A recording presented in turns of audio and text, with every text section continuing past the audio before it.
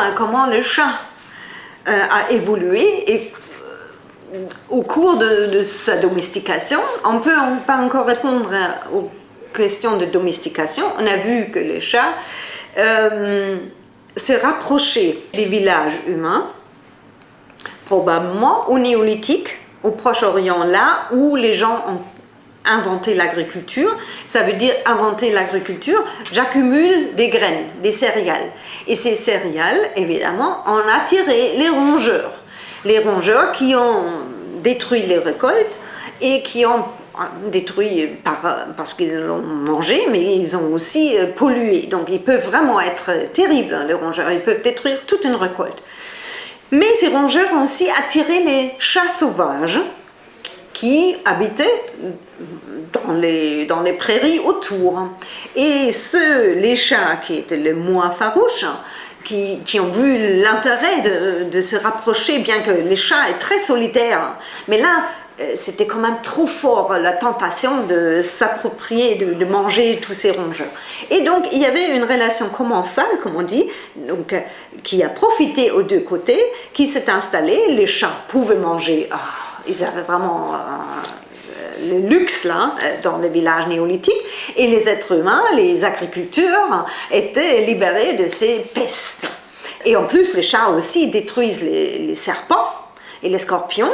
Et ça, c'était un gros problème, c'est toujours un problème d'ailleurs en Afrique, donc par exemple aussi en Égypte. Et en Égypte, il y avait, comme on a montré avec notre étude, une autre population de chats qui a aussi vécu dans les villages.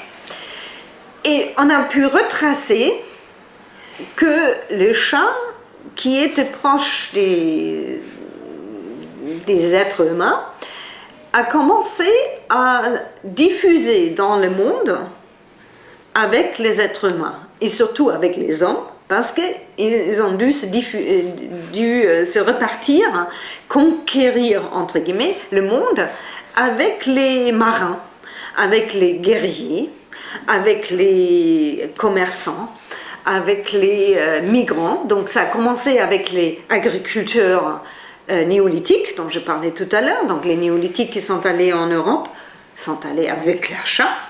Donc on trouve les chats anatoliens au début des néolithiques, on les trouve dans les Balkans, donc en Europe du Sud-Est, et après aussi ailleurs.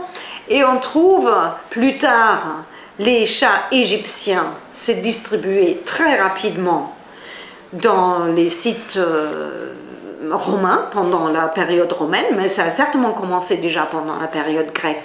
Et même les Vikings, qui étaient clairement des commerçants, mais aussi des guerriers, hein, c'était combiné, mais c'était toujours combiné, hein, ils étaient probablement pas pires que les autres. Donc on a trouvé des chats égyptiens dans un port viking au bord de la mer Baltique.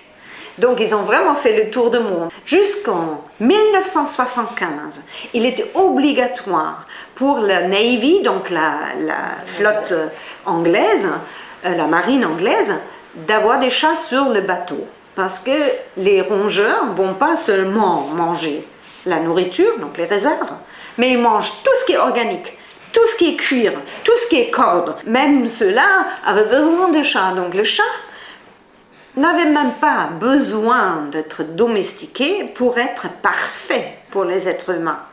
Et ça explique peut-être pourquoi il a changé si peu par rapport aux autres animaux.